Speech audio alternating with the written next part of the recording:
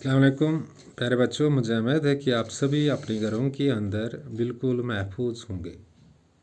पर जिन एरियाज़ में नेटवर्क का इशू है या जिन बच्चों के पास एंड्रॉयड फ़ोन्स नहीं हैं, वो कम्युनिटी क्लासेस का फ़ायदा ले सकते हैं। कम्युनिटी क्लासेस बाज़ाब्ता तौर शुरू हो चुके हैं। आज हम 8th के बच्चों को इंग्लिश में सिखाएंगे पास्ट सिंपल में एक्टिव और पैसिव वॉइस कैसे बनता है, यानी पास्ट सिंपल में एक्टिव कैसे होता है और इसको हम पैसिव पे में कैसे कन्वर्ट करते हैं, चेंज कर लेते हैं। और इसके लिए मैंने एक फ़ोन कॉल भी रिसीव की। डियर स्टूडेंट्स, पहले आपको ये जहन में रखना है, no sentence in English can be formed without a verb. यानी कोई भी सेंटेंस अंग्रेज़ी में वर्ब के बगैर नहीं होगा, नहीं होता है। A phrase can be without a verb, एक फ्रेज़ जो होता है वह वर्ब के बगैर हो सकता है, लेकिन सेंटेंस में वर्ब का होना लाजमी है। और इसमें सब्जेक्ट का होना लाजमी है और प्रेडिकेट या ऑब्जेक्ट, प्रेडिकेट और ऑब्जेक्ट में फ़र्क होती है। ऑब्जेक्ट सिंपली एक्शन रिसीवर होता है जिस पे एक्शन होती है, और प्रेडिकेट जो होता है वो पार्ट ऑफ सेंटेंस होता है that tell something about the subject it contains a verb. यानी प्रेडिकेट सेंटेंस का पार्ट होता है जिसमें वर्ब होता है और इस सब्जेक्ट के बारे में कुछ बता देता है, और जो ऑब्जेक्ट होता है इस पे एक्शन रिसीव होती है, इस पे एक्शन होती है। लेकिन जब हम पास्ट सिंपल की बात करते हैं, when we are talking about the past simple, simple past और past indefinite, how we can recognise tense, हम टेंस को कैसे रिकॉग्नाइज कर सकते हैं। जैसे वर्ब जो होता है ये एक्शन होती है या एग्जिस्टेंस होती है, और उसके ऑलमोस्ट 4 फॉर्म्स हैं। ऑलमोस्ट 4 फॉर्म नून फॉर्म है, first, second, third and ing form, present, past, past participle and present participle. And a tense in which you find the second form of verb is past simple. और जो tense जिसमें verb की second form इस्तेमाल होती है वो past simple होता है। और पास्ट सिंपल वो टेंस होता है जिसमें हम नरेट करते हैं पास्ट इवेंट्स को, हम बयान करते हैं पास्ट इवेंट्स को। For example, India became free in 1947, ये एक पास्ट इवेंट है और इस पास्ट इवेंट को हम पास्ट सिंपल में नरेट करते हैं, बता देते हैं। और इसका ये टेंस में बताता है कि action happened at some time in the past, action हो चुके हैं पास्ट में किसी वक्त पे। और ज़्यादा सिंपल ये है कि आपको यही जहन में रखना है कि जिसमें वर्ब की दूसरी फॉर्म होती है वो पास्ट सिंपल होता है या सिंपल पास्ट होता है या पास्ट इंडेफिनिट होता है। जैसे I talk to my father, talked second form of verb है, लिहाजा ये पास्ट सिंपल है। ही पास्ड एग्जाम्स, इसने एग्जाम्स पास के, pass second form of verb है, लिहाजा ये पास्ट सिंपल है।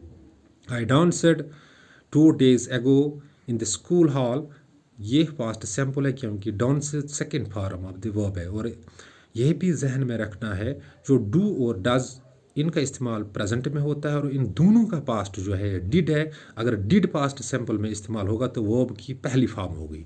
And when there is did, जब डिड होगा तो वर्ब की पहली फॉर्म होगी, तब भी ये पास्ट सिंपल है। अगर डिड का इस्तेमाल नहीं होता है तो दूसरी फॉर्म का इस्तेमाल होता है तो पास्ट सिंपल है। लेकिन एक्टिव सेंटेंस कौन सा सेंटेंस होता है, एक्टिव वर्ब कौन सा वर्ब है? Active verb is a verb in which subject governs the verb, जिसमें सब्जेक्ट वर्ब को गवर्न करता है, हुकूमत करना या डोमिनेट इसको कर लेता है। जैसे एक मिसाल लेते हैं, राशिद रोट ए लेटर, ये राशिद सब्जेक्ट एक्शन डूअर है, रोट ए वर्ब है, ये एक्शन है, लेटर इस पे कम होता है लिहाजा ये ऑब्जेक्ट है। वो एक्शन डूअर सब्जेक्ट होता है, एक्शन रिसीवर ऑब्जेक्ट होता है, एंड एक्शन जो होती है ये वर्ब होता है। और ये भी हम याद रख सकते हैं, जहन में रख सकते हैं, whatever the subject does, या what subject does is verb, जो सब्जेक्ट ने किया ये वर्ब है। वो 3 चीज़ें आपको जहन में रखनी, 4, एक तो सब्जेक्ट, वर्ब, ऑब्जेक्ट और the tense in which the sentence is given, और टेंस जिसमें सेंटेंस होता है। चलो पास्ट सिंपल या सिंपल पास्ट या पास्ट इंडेफिनिट की कुछ मिसालें हम लेते हैं। राशिद रोट ए लेटर एक ही एग्जाम्पल है, राशिद प्लेड चेस दूसरी एग्जाम्पल है, खुर्शीद किकड़े बाल तीसरी एग्जाम्पल है, रुखसाना रोट ए बुक फिर चौथी एग्जाम्पल है, these are the example, I passed my exams. पांचवी एग्जाम्पल है, शी वेंट टू स्कूल।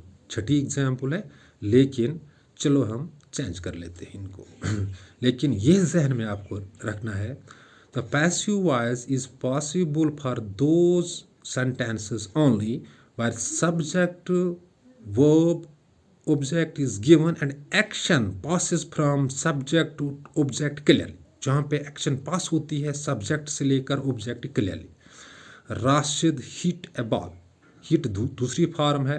अब इसको हम पैसिव में कैसे चेंज करें? पैसिव वॉइस क्या होता है, इसमें जो सब्जेक्ट होता है, जो फाइल होता है, इस पे अमल होता है, इस पे एक्ट upon होता है। In passive voice, the subject of the verb is acted upon or governed. Rashid hit a ball. A ball was hit by Rashid. So simple. In past simple, we use with a singular subject or a singular person or a singular noun was. Rashid hit a ball. A ball was hit by Rashid. Rashid played chess. Chess was played by Rashid. So simple. In passive voice, we use third form of the verb always. You have to bear it in the mind. You have to keep it in the mind. आपको ये जहन में रखना है, दिमाग में रखना है कि पैसिव वॉइस में वर्ब की तीसरी फॉर्म इस्तेमाल होती है। Ahmad played hockey. Ahmad played hockey. Here Ahmad is subject, played is verb, hockey is object, and played is second form of the verb, hence it is past simple। और ये tense कौन सा है? पास्ट सिंपल है। और ये verb कौन सा है? एक्टिव है, एक्टिव सेंटेंस है। और इसको हम पैसिव में जब चेंज कर लेंगे तो कैसे? Ahmad played hockey, hockey was played by Ahmad, so simple it is। In passive voice, always third form of the verb is used, and passive voice is never a normal voice. And when we change active sentence into passive one, we change its voice only, not its meaning। Take one more example. Khurshid caught a bird. Caught is the second form of the verb. Its first form is catch. So Khurshid caught a bird, or Khurshid did catch a bird. So if it is did, if there is use of did, there is the first form. If it is without the did, then it's the second form. It's also past simple। So Khurshid caught a bird.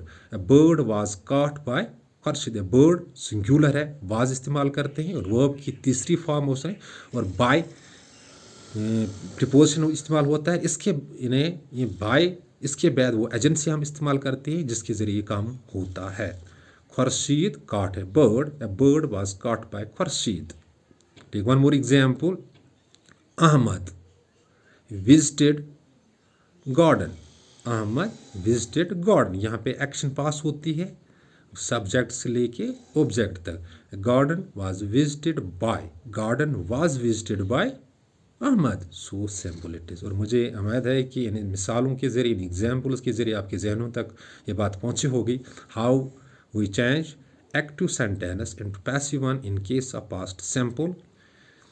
In case of any confusion आप मुझे call भी कर सकते हो, phone भी कर सकते हो। और इंग्लिश के बाकी जो एक्सपर्ट्स हैं, जो स्पेशलाइजेशन जिनकी इंग्लिश में है, इनसे भी कंसल्ट कर सकते हो। और बाकी मीन जो हैं ये भी इस्तेमाल कर सकते हो इन चीज़ों को पूरी तरह समझने के लिए। Thanks, be balanced.